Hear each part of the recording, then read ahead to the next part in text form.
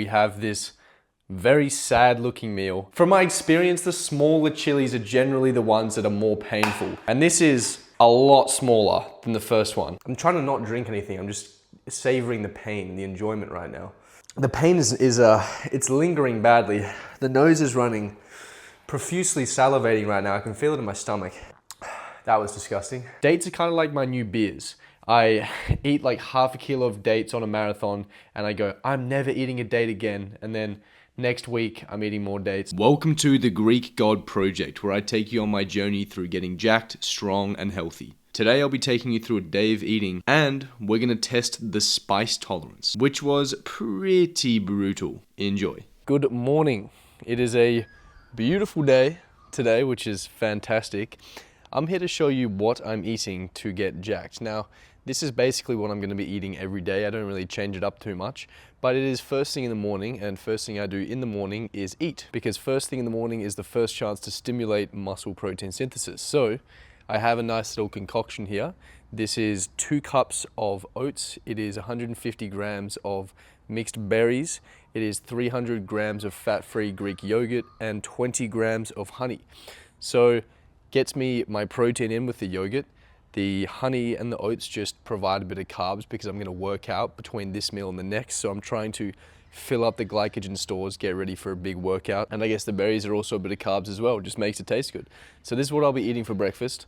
I'm going to smash this down. The reason I'm outside with the sunnies off is I am trying to get some sunlight in the eyes, set the circadian rhythm early in the morning. So I'll finish this and then I'll go for a walk to digest it. And then I'm going to go hit a workout. All right, we're about to finish the workout here. Feeling pretty good, feeling pretty pumped. Obviously got the carbs in the system, so that's going well. I try to get out when the UV is about 3 to 5, just so I can be outside tanning the skin a bit without getting burnt. That's generally why I'm doing my workouts in the morning right now. So I'm usually working out between 9 and 10 a.m. just so I can get out in the sun, tan the skin, not get burnt. Happy days. In terms of the workout program, it hasn't changed at all since the start of this Greek God Project 2 months ago. So if you want to figure out exactly what I was doing for these workouts, then I ran through it in the last video, the month 2 progress update. But it's essentially an upper lower program, 2 days upper body, 2 days lower body, focusing on trying to get stronger each set. That's all there is to it really. So I'll finish up the last few sets here and then I'll see you afterwards to eat some food. All right, we have meal number 2 here.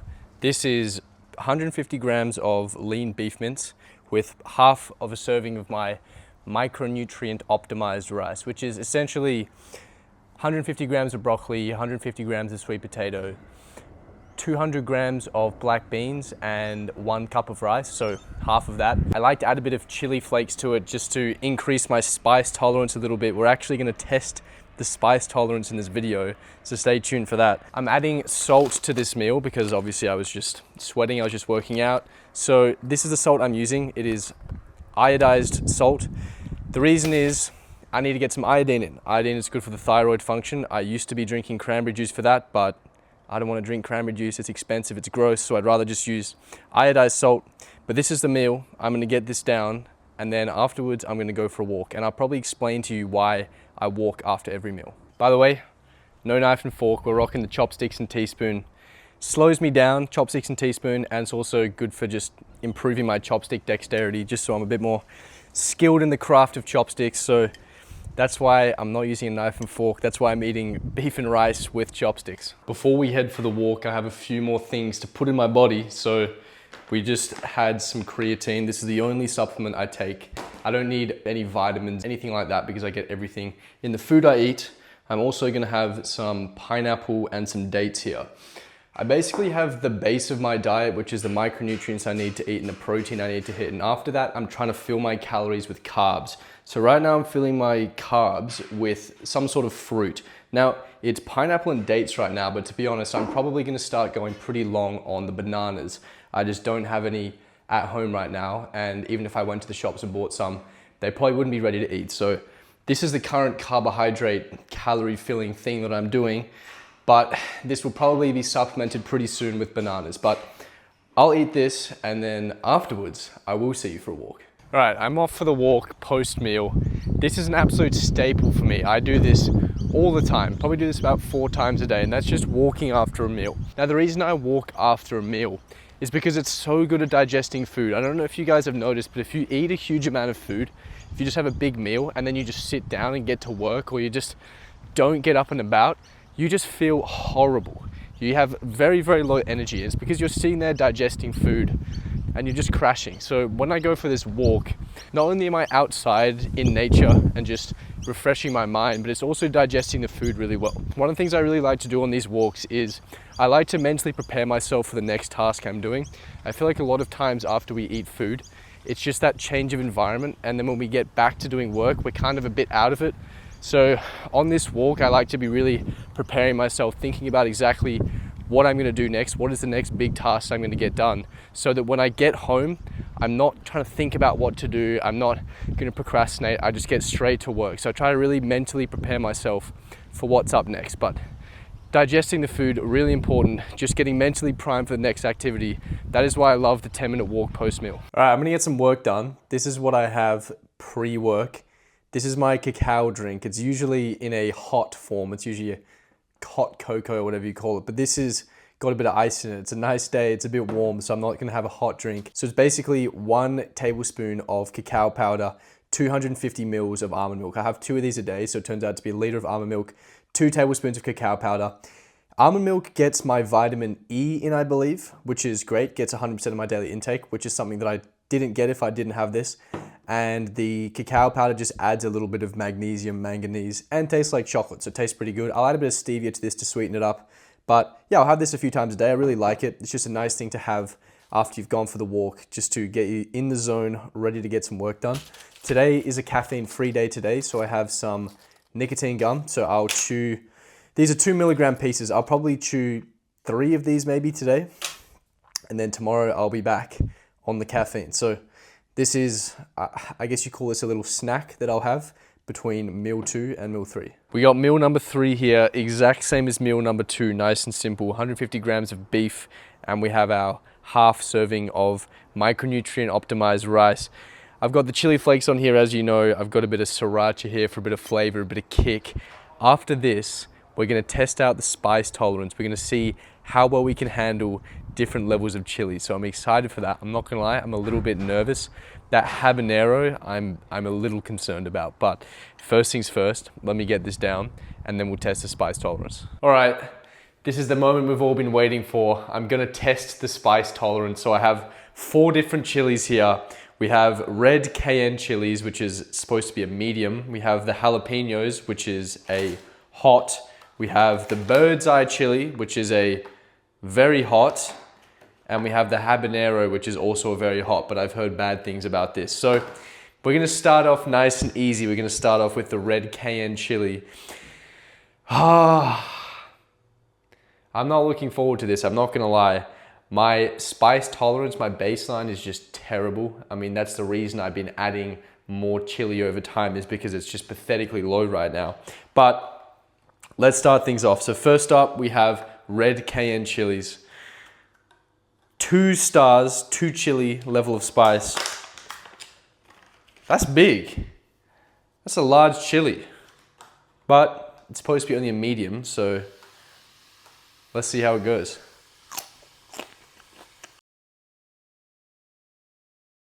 It tastes a little bit like a capsicum. A little bit of spice. Pretty easy though. I'm gonna say on the spice level, that's about a 2 out of 10 pain. That was pretty chill, pretty relaxed. So I'm happy with that one, good start. Next up, we have the jalapeno chili. This is a 3 out of 5 spice level. This is supposed to be hot. So let's see how this goes. A very different shape to the last one. Let's just try and one munch this. Easy, easy. I would say this is less spicy than the red cayenne. I'm giving that a 1 out of 10 spice. 0 pain for that. That's actually quite tasty. I might start eating this more often. That tastes pretty good. All right, we're kicking things up a notch here. We've got the bird's eye chili next. This is a 4 out of 5 spice. This is apparently very hot, although the jalapeno did say hot and I didn't think it was that hot. So let's try this bad boy out.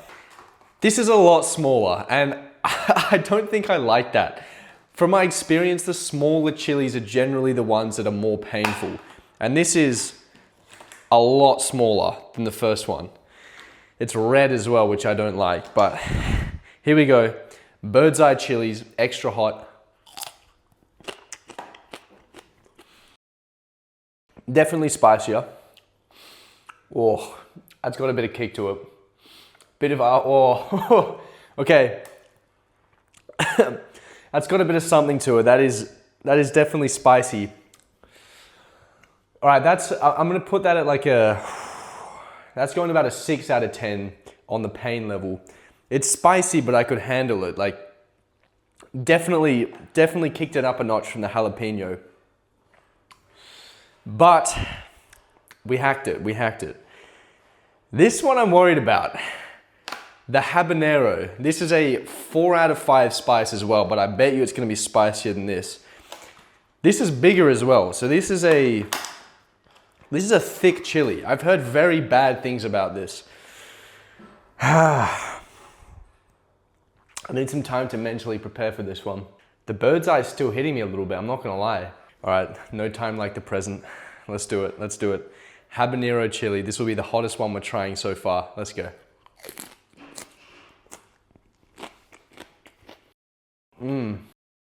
Oh, that definitely has a different flavor to the other ones. It's a strange flavor. Oh, it's hot though. It's got some kick for sure. That one's gonna hurt the most. You know when you feel it in your stomach, you can feel the chili entering and doing some serious damage to the insides? Okay. That one's definitely the most painful. My mouth is definitely burning right now. Okay. Painful. Very painful, but honestly not the end of the world. It's lingering though. It's in my saliva right now. I can feel it. My mouth is in a state. Okay, that was, well, these are not the same level. The bird's eye and the habanero is not the same thing. I'm giving that like a 8.5. We'll give it an 8.5 on the pain level. It's still there. It's still in my tongue right now. Oh, my mouth is watering.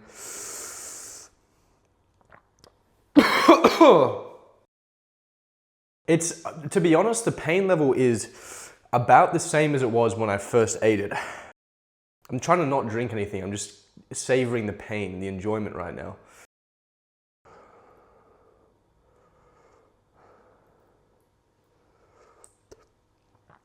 That was disgusting. All right. We could be pushing this up to a 9 right now. The pain is it's lingering badly. The nose is running, profusely salivating right now. I can feel it in my stomach. This, 2 out of 10, not too bad, kind of like a little bit of a spice of a capsicum. This was pathetic, this jalapeno, 1 out of 10. Bird's eye, it was like, hello, here we are, maybe a 7 out of 10. This habanero, different gravy. Yeah, 8.5 to a 9. I feel like we're getting through the pain right now. We're out the other side. Whew. All right. I think we're gonna have to up the game. We're gonna have to up the game on the spice tolerance if we wanna be able to hack the habaneros, because that was a pretty pathetic performance by me. So I guess the protocol from now is just to continue to progressive overload the chilies so that the habanero goes down from a 9 to about a 7. I want the habanero to feel like a bird's eye, but that was tough.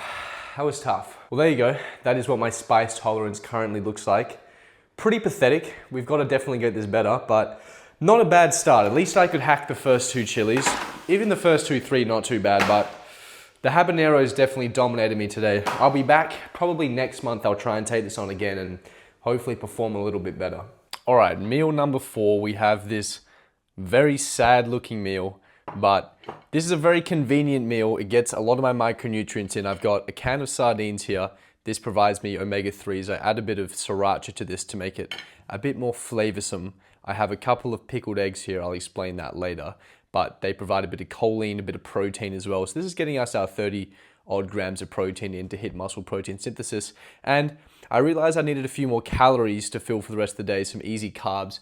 I have some bananas up there, but The bananas aren't going to be ripe in time, so I have dates here to fill the rest of my calories. I'm trusting Whoop, the calories that my Whoop reckons I'm burning, and then I just calculate based on my basal metabolic rate how many calories I'm going to burn by the end of the day. I wouldn't generally trust a wearable based on the calories burnt, but I have been tracking my weight every morning, the amount of calories I've been eating, and the amount of calories that my Whoop reckons I've been burning for about 4 or 5 months now, and it's actually pretty accurate. So I am trusting this, and I'm filling my calories to get a 300 calorie surplus.